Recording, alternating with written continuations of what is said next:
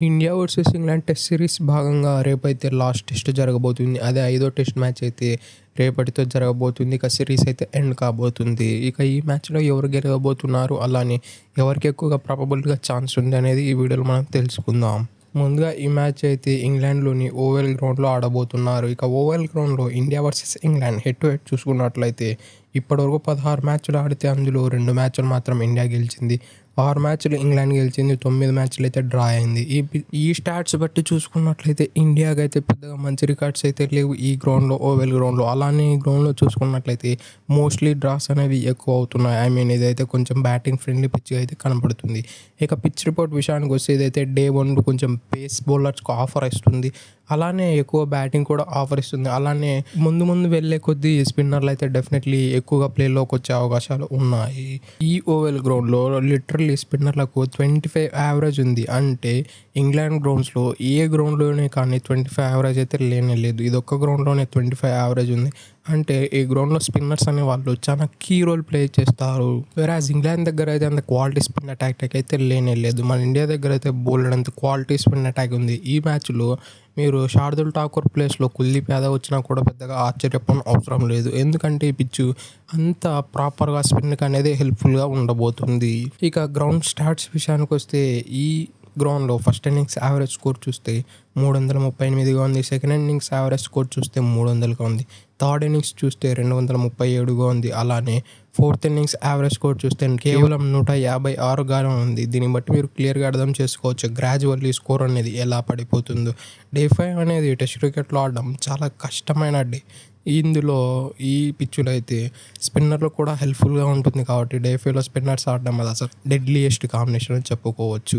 ఇక ఈ గ్రౌండ్‌లో అయితే మొత్తం 112 టెస్ట్ మ్యాచెస్ అయితే జరిగాయి. అందులో ఫస్ట్ బ్యాటింగ్ చేసిన టీం అయితే ఏకంగా 42 సార్లు గెలిచింది. సెకండ్ బ్యాటింగ్ చేసిన టీం అయితే 30 సార్లు గెలిచింది.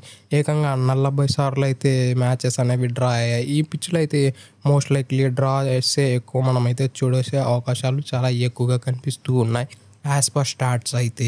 ఇక వెదర్ రిపోర్ట్స్ విషయానికొస్తే ఎప్పుడే కానీ వర్షం పడడానికి లేదు. అంత ప్యూర్ సన్నీ క్లౌడీగా ఉండబోతుంది. వెరాజ్ డే 5 విషయానికొస్తే ఆఫ్టర్‌నూన్ వర్షం పడే అవకాశాలు చాలా ఎక్కువగా కనిపిస్తున్నట్లు ఇప్పటి వరకు వచ్చిన వెదర్ రిపోర్ట్స్‌లో అయితే చెప్పుకొచ్చాయి. ఇక ఇండియన్ టీం విషయానికొస్తే 4 టెస్ట్‌లో అద్భుతంగా ఫైట్ బ్యాక్ చేసి అద్భుతమైన డ్రా అయితే సాధించగలిగారు.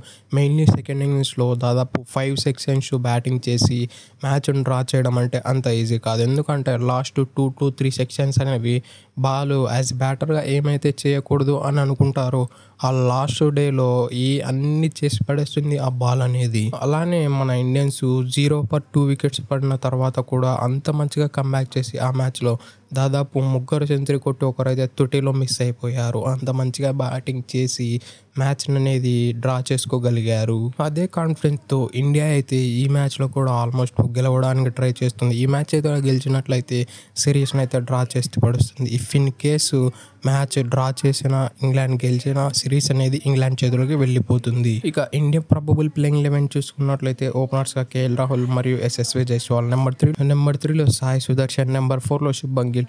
నెంబర్ 5లో మోస్ట్ ప్రాబబుల్లీ ధ్రువ్ జురేల్ వచ్చే అవకాశాలు ఉన్నాయి. నెంబర్ 6లో జడేజా. నెంబర్ 7లో సుందర్. అలానే నెంబర్ 8లో అన్షుల్ కంబోజ్. నెంబర్ 8లో కుల్దీప్ యాదవ్. నెంబర్ 10లో సిరాజ్. నెంబర్ 11లో హర్షదీప్ సింగ్ ఆడే అవకాశాలు చాలా ఎక్కువగా కనిపిస్తూ ఉన్నాయి. ఇఫ్ ఇన్ కేసు ఒక పేసర్‌ని యాడ్ చేద్దాం అని అనుకుంటే కుల్దీప్‌ని తీసేసి ప్రసిద్ధ్ కృష్ణను యాడ్ చేసే అవకాశాలు ఉన్నాయి.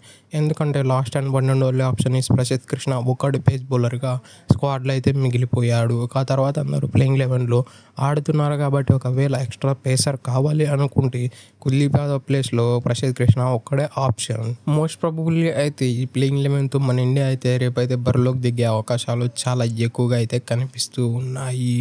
ఇక ఇంగ్లాండ్ టీం విషయానికొస్తే ఇంగ్లాండ్ టీం అయితే మన ఇండియాను ఓడించి చాలా కసిగా మరియు చాలా కాన్ఫిడెన్స్‌గా అయితే కనిపిస్తూ ఉంది. లాస్ట్ 2 మ్యాచ్ ఆ తర్వాత లాస్ట్ మ్యాచ్‌లో చూసుకున్నా కూడా మన ఇండియాని డ్రా చేసి చాలా కాన్ఫిడెన్స్‌గా అయితే కనిపిస్తుంది. మెయిన్‌లీ వాళ్ళ బ్యాటింగ్ అయితే డెడ్లీ కాంబినేషన్‌గా కనబడుతుంది. ఆ జో రూట్, బెన్ స్టోక్స్ ఇటువంటి దిగ్గజ ప్లేయర్లు అయితే స్టూటప్ అయ్యే స్కోర్ అయితే చేస్తూ ఉన్నారు. టన్నుల కొద్ది రన్స్ అయితే.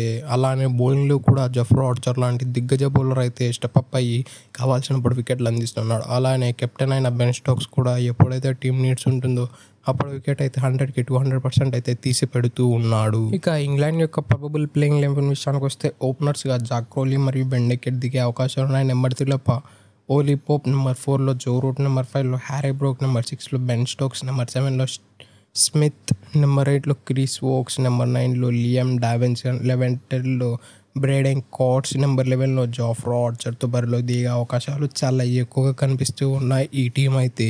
That's it today. ఇలాంటి మరిన్నో వీడియోల కోసం ఛానల్ సబ్స్క్రైబ్ చేసి డైలీ ఫాలో కండి. Thank you for it. Have a nice day.